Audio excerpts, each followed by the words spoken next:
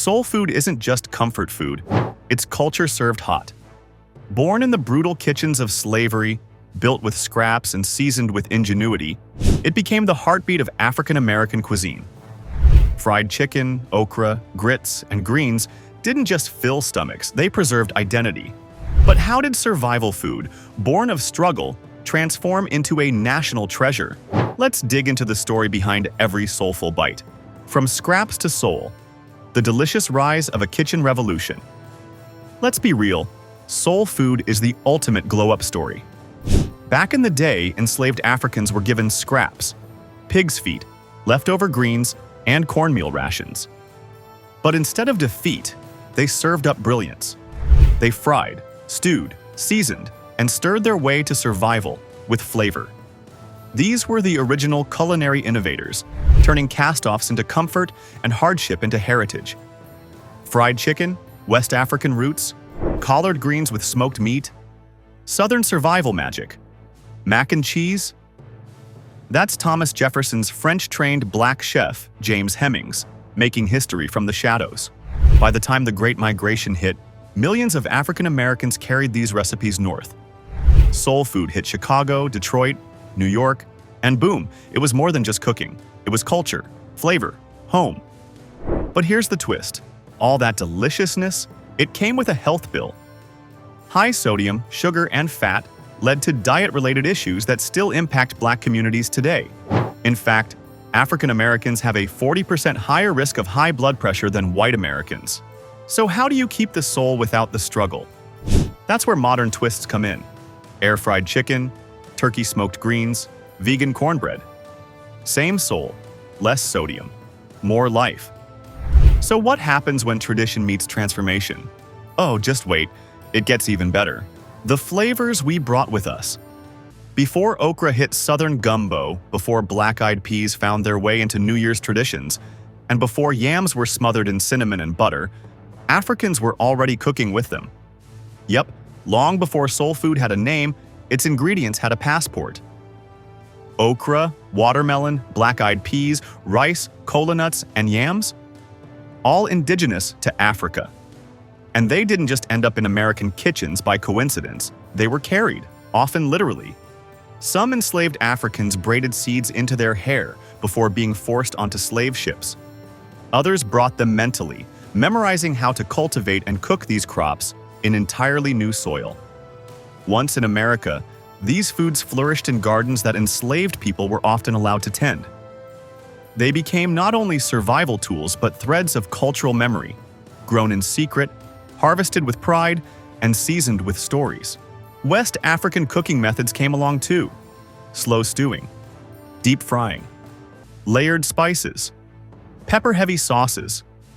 All of it shaped the way food was prepared in plantation kitchens. These techniques weren't just convenient, they were revolutionary. They turned rough cuts of meat and limited produce into dishes that dazzled, despite the oppression surrounding them. So next time you see a pot of collards or a skillet of cornbread, know this. That's not just Southern cooking. That's African genius, adapted, passed down, and still spicing up kitchens centuries later. And we're just getting started. Wait until you meet the chefs who changed history without ever owning their own names. Soul food packed up in cast-iron skillets and flour sack recipe books, moving into city kitchens and eventually restaurant menus. As African Americans settled into new communities, soul food morphed. Italian spices, Latin influence, Chinese techniques, urban soul food took on new life, new heat, new flavor. Dishes like spaghetti, fried rice, chili, and even pizza started to merge with Southern cooking. Soul food wasn't just adapting, it was evolving, expanding, remixing itself with the rhythm of each new neighborhood. And in 1964, with the rise of Black pride and the civil rights movement, the term soul food was born. What started as survival was now embraced as identity. But the best is yet to come.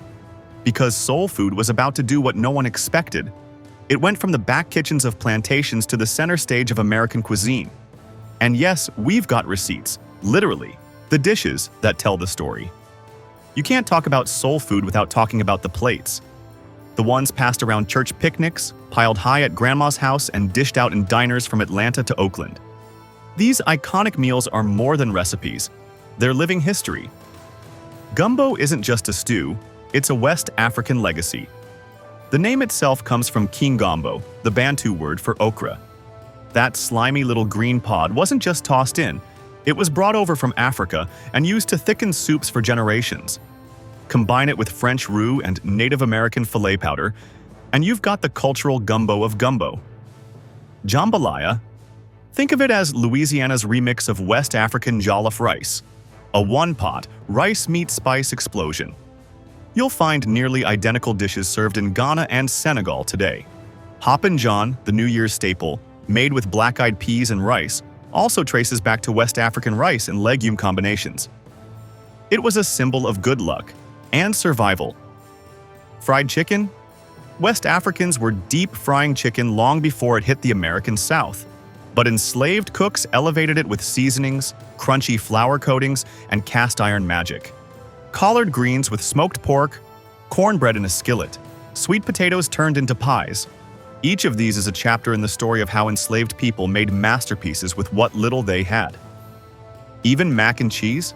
Brought to America by James Hemings, a French-trained black chef enslaved by Thomas Jefferson. These dishes weren't just born of hunger, they were engineered with love, ingenuity, and layers of cultural memory.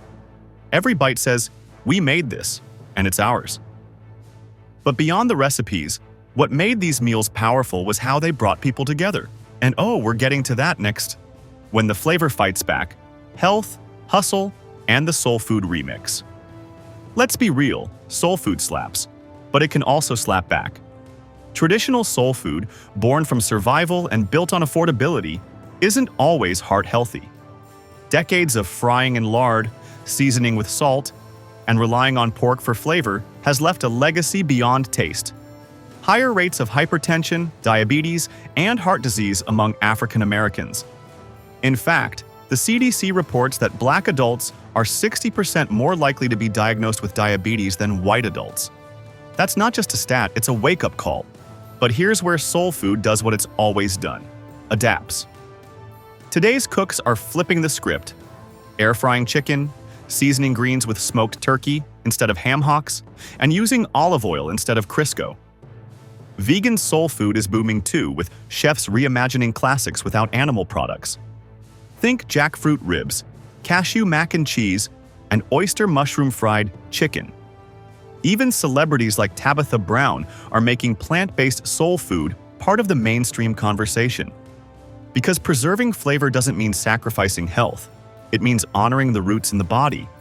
Soul food isn't static. It evolves, and it's evolving with purpose: the heart, soul, and legacy of a people's plate. Soul food is more than what's on the table. It's who's at the table. For generations, it's been the centerpiece of Sunday dinners, cookouts, and church potlucks. A sacred moment where recipes are passed down without a recipe card, just memory, love, and a little elbow in the seasoning. But it's also cultural storytelling. It tells us where we've been and who we've become. The term soul food came out of the Black Power era of the 1960s, a time when African Americans were reclaiming pride in everything, from music to language to the food that fed generations. It was a name that said, "This is ours, and we're proud of it." But let's not forget, it almost got erased. For years, Black cooks were erased from the history books. Their recipes were written down by their enslavers. Their faces were replaced with caricatures like Aunt Jemima. Their brilliance was buried under stereotypes of servitude. Only recently have historians, chefs, and communities begun digging up the truth. Museums now curate soul food exhibitions. Books like High on the Hog and Bound to the Fire bring lost names back into the spotlight. And oral history projects are preserving the recipes that live in our elders' hands. Because soul food isn't just a Southern thing, it's an American thing, a Black thing, a family thing. And it deserves to be remembered, celebrated, and passed on, with pride, not pity. Soul food isn't just what we eat, it's how we survived, how we gathered, and how we celebrated. From gardens behind slave quarters to tables across America, it's a cuisine built on resilience, flavor, and legacy. And even as it evolves, one thing remains: every bite tells a story, and it's a story worth remembering.